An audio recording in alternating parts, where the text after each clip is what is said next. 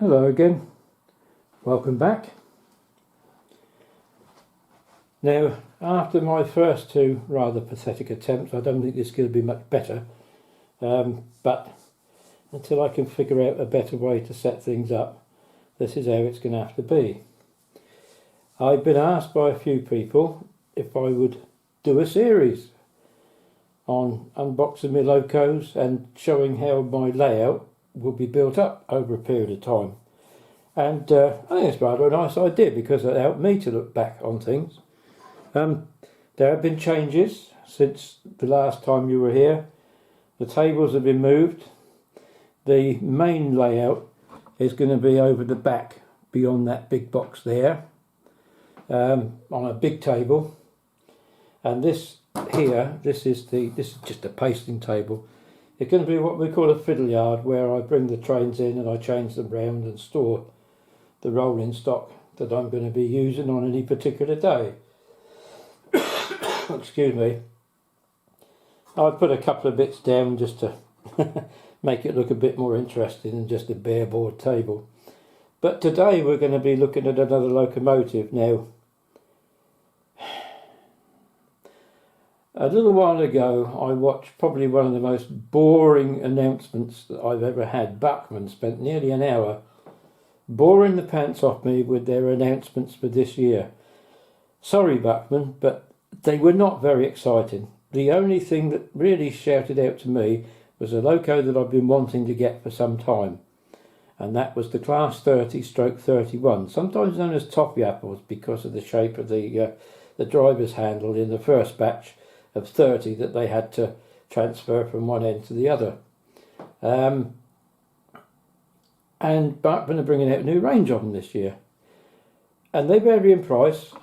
They start expensive, but then they've got a new feature this year: automatic uncoupling, and the fans go round on the top. Now, if you want fans going round, Akira scale models tend to have those, and they're generally cheaper than Bachmann, but they don't have this new automatic uncoupling. And I thought, oh, okay, so how much is it? And he said something that's well over 300 quid, and I thought, no, thank you. There's got to be something better because there's already been loads of Class 31s issued. So I went onto eBay, and this is what I found. Now, I haven't had any locos from the railroad range before, and I don't even know if there's enough light here. Yes, I think there probably is, just about. That'll do for the moment anyway. And I thought, well, this one is supposed to be pretty near brand new, hardly ever been used. It's digital TTS sound, so it's DCC, and it's almost brand new. I got it for £95, so I don't think I did too bad there. So let's undo the box and have a look, see what's inside, shall we?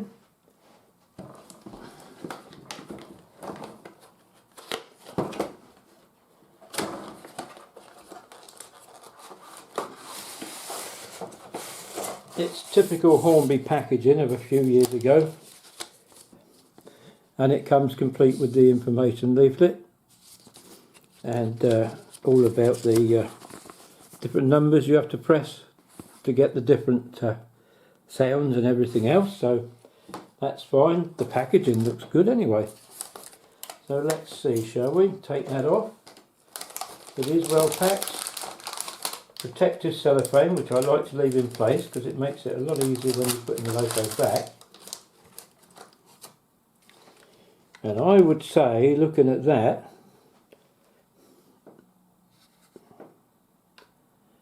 that apart from test running, it hasn't been used.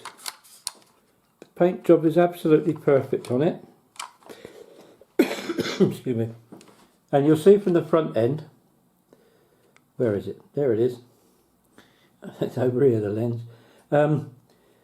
It's one of the first batch that were built, which later became Class 31 ones. It has no indicators up there, numerical destination indicator, call it what you like. And also you'll see it's got corridor connections here, though I don't know whether they were ever actually used. The first 30 that were built were known as Toffee Apples, because of the shape of the driver's handle that he has to carry with him when he goes from one end to the other. This wasn't one of the original 30, but it was one of the original batch that were made in about 1957-58 that became later known as 310. Sorry, I dropped it out of shot there, didn't I?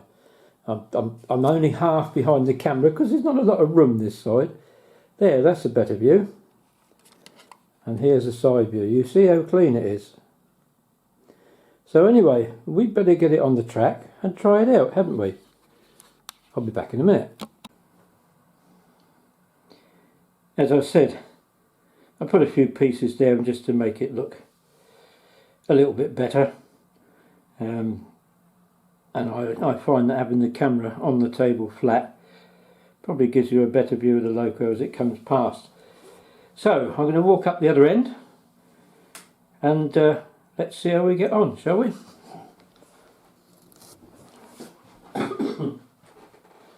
Right. Well, the loco address will probably be 3. Right. Let's see what we can make it do, assuming that I'm making contact, which at the moment it doesn't look as though I am.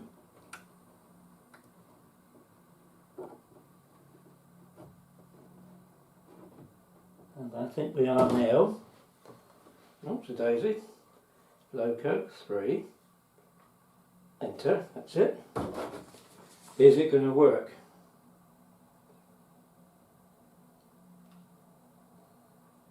If not,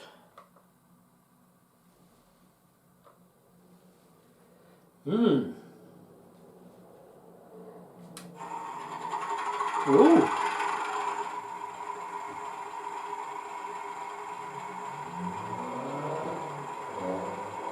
Well, the engine just started up all right.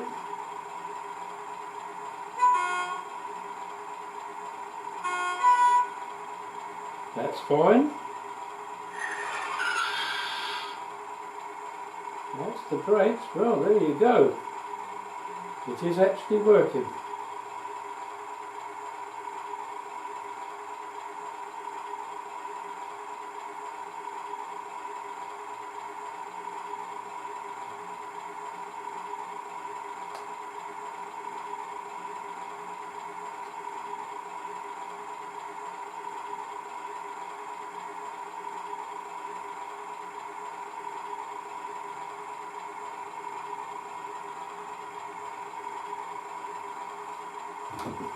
Okay. Let's see. Oh, look at this.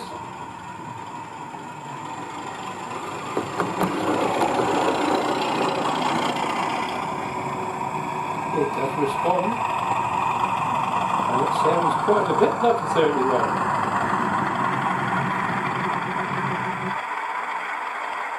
Well, there you go. Change direction.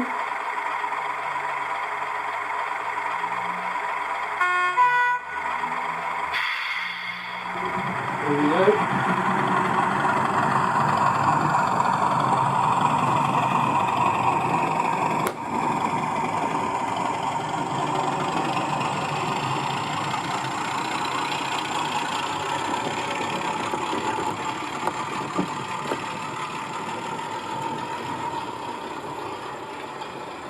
I haven't got a complete oval, so I mustn't do it too hard or fast.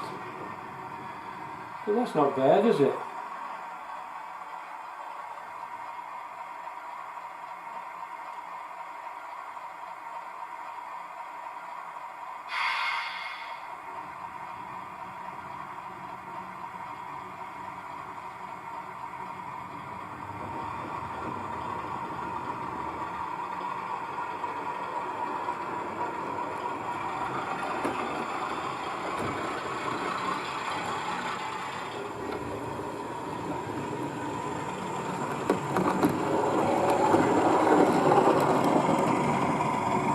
And there we are. the railroad class 31.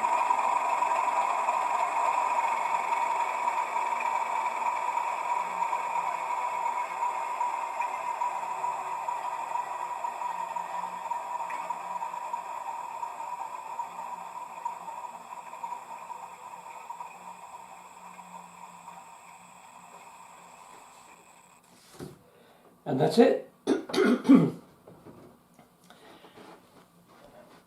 Oh, I think you'll agree that's not bad, is it?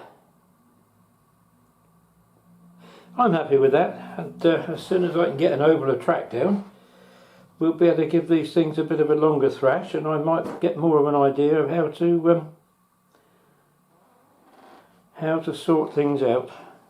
Anyway, I hope you've enjoyed that short little unboxing, and I'll try and find another thing to show you soon. So, cheerio for now.